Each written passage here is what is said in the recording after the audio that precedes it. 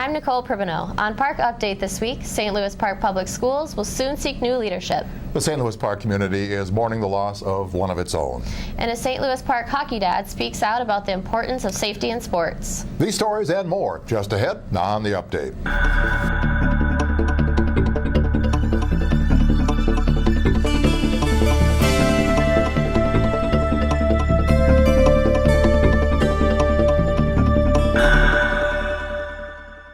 St. Louis Park Public Schools will soon be seeking new leadership.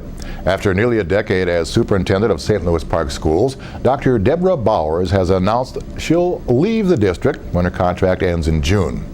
She said she is considering her options to transition to another line of work within education. Bowers, who became superintendent in 2004, said, quote, "I'm so proud of the work we've done together. St. Louis Park is an amazing community, and I'm fortunate to have worked closely with parents, staff, and community members to achieve success one student at a time," end quote. The school board is developing a plan to find a new superintendent. Make your impact on someone's life by donating blood at the Blood Drive on Tuesday, January 22nd at City Hall. Appointments are available from 8 to 11 a.m. and you can schedule your donation by visiting stlouispark.org or by calling John McHugh at 952-924-2528. For eligibility questions, please call the Memorial Blood Center nurse line at 651-332-7208. The St. Louis Park community is mourning the loss of one of its own due to complications from the flu. 14-year-old Carly Christensen, a freshman at St. Louis Park High School, passed away on January 8th after battling the flu for more than 2 weeks. A funeral service was held Saturday, January 12th, and a number of residents put orange balloons in their yards to honor Christensen. The family requests memorials be directed to the Ronald McDonald House or the PICU at Children's Hospital in Minneapolis. More than 40% of Minnesota homes have dangerous levels of radon gas. That's why Governor Mark Dayton has declared January Radon Action Month in Minnesota. Radon is a colorless, odorless radioactive gas that comes from the soil. Both old and new homes can have unsafe amounts of radon. The State Health Department estimates that 1 in 3 Minnesota homes, including St. Louis Park, have high levels of radon. Radon is a naturally occurring gas that comes from the earth as a result of the uranium in there.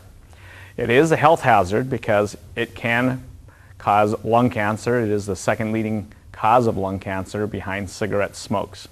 Residents are encouraged to test their homes for radon, a process that's easiest in the winter. Testing only takes 3 to 5 days, and low-cost radon testing kits are available from the city's inspections department by calling 952-924-2589. You can also obtain a kit at the West Metro Home Remodeling Fair at Hopkins Eisenhower Community Center on February 24th. Want to work where you live? The City of St. Louis Park has several current job openings. The city is looking for a full-time public safety dispatcher to handle calls coming into 911. The city is also looking for a full-time IT technician and a part-time ice skating instructor. To apply, visit the city's website, stlouispark.org, and click on I Want To, then click on Apply For. Next, Nicole has stories and events for the young and young at heart on what we call generations.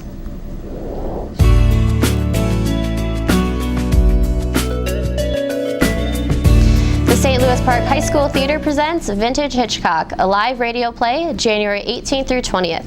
The 1940s structure play includes an ensemble of actors playing over 30 radio roles and creating live sound effects to bring to life tales of plotting, spying, and murder.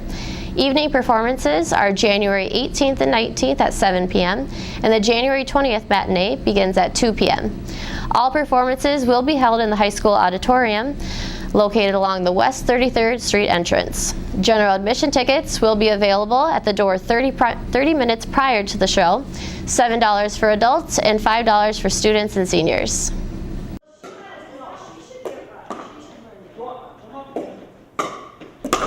Seniors can have fun and get active while playing pickleball at the Lennox Community Center. Indoor pickleball is played every Friday, 12:30 to 4 p.m., the second, third, and fourth Fridays, 6 to 8:30 p.m., and the third and fourth Wednesdays, 12:30 to 4 p.m. If you want to learn more about this fastest growing sport in the country, come to the free demonstration sponsored by the St. Louis Park Senior Program on Wednesday, January 23rd at 1 p.m. For more information, call 952-928-6444. In council news, the City Council put forth its legislative agenda this week during a meeting with St. Louis Park's legislative delegation and representatives from Hennepin County and the Met Council. The officials indicated much of the session would concentrate on balancing the state's budget. The City Council requested that attention be paid to a number of transportation, economic development, and financial issues. In other council news, work continues on the Connect the Park initiative to expand the city's network of sidewalks and parks. Following much public input throughout the fall, the council is now considering adoption of a plan. The council plans to review feedback from residents and staff about possible alterations to the plan, as well as a schedule of projects. Each project will also involve further public process. For more information on the initiative, visit connectthepark.org. Up next, Mike Rose is here with the Sports Update.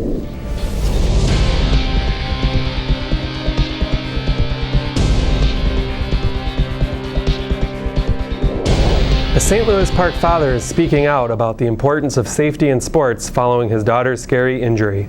In a game in early December, St. Louis Park freshman hockey player Elena Basil was crossing the blue line when she was hit hard by an opposing player. Elena's head landed on the ice and she suffered a severe concussion, sending her to a hospital trauma center. Park TV recently caught up with Elena's father, John Basil, to get an update on Elena and find out what's next for her. Well, I knew she was hurt bad just because when she hit the ice, she was her legs were flailing. And seen her play for a lot of years, so she certainly had her share of hits and falls, and I knew it was a little more serious. My thought was, just that her wind was knocked out of her, and that, hopefully that, everything would be okay. But it was more than just getting her wind knocked out. Elena had sustained a serious concussion. She was rushed to the Hennepin County Medical Center, where she stayed for a few days.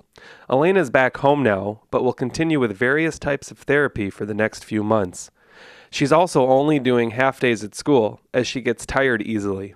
But her father says she displays signs of improvement every day. John Basil also said he hopes his daughter's injury spurs a simple change that he thinks will make high school hockey safer: videotaping every game. I think it would be wonderful if every high school game was filmed. You're at a certain level, cameras are plentiful, and not filmed from the perspective of, to necessarily enforce the rules, although certainly it could be used for things like that, for medical reasons. In this particular case, if we had a film of Elena's injury to be able to give to the doctors, they could really help us determine whether she should play again. Want to see more from John Basil? Visit Park TV's YouTube page at youtube.com/slpcable for an extended interview. The Benilde St. Margaret's boys basketball team recently welcomed one of the best players in the state, as Rashad Vaughn and Robbinsdale Cooper came to town on Tuesday, January 15th. The junior is considered one of the top 10 players nationally for the class of 2014. Let's go to the highlights. Vaughn made his impact known right away, registering a huge block shot in the game's opening minutes, sending the ball into the stands. He followed that up by coming down the court and nailing a three-pointer on the wing to put Cooper ahead, 5-4. BSM would stick around for a bit at home, but Vaughn continued to impress from beyond the arc and in the paint as the Hawks pulled away. The star junior finished with 26 points, and Cooper went on to win 71-50. BSM's next game is Saturday, January 19th versus De La Salle.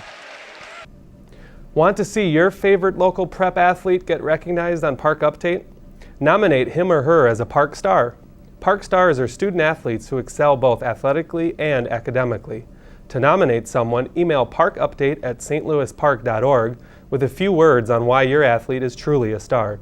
I'm Mike Rose, and that's your sports update in the park.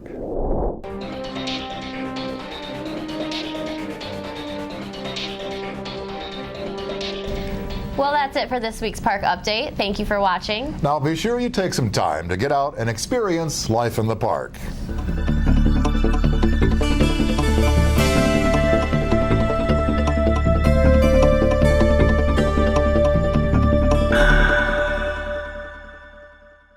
Do you you have a kitchen or bath that could use a makeover? The West Metro Home Remodeling Fair brings you Operation Rescue Room. Submit a photo and a 100-word description of your greatest home improvement need to homeremodelingfair.com/rescue, and you could win $1,000 towards your home improvement project. All entries must be received by February 17th. You must be a resident of St. Louis Park, Golden Valley, Hopkins, or Minnetonka, or live in the St. Louis Park, Hopkins, or Minnetonka school districts to be eligible. Fair attendees will vote for the project they think needs the most work. Votes will be tallied, and the $1,000 winner will be announced at the West Metro Home Remodeling Fair at the Eisenhower Community Center in Hopkins. Enter now at homeremodelingfair.com.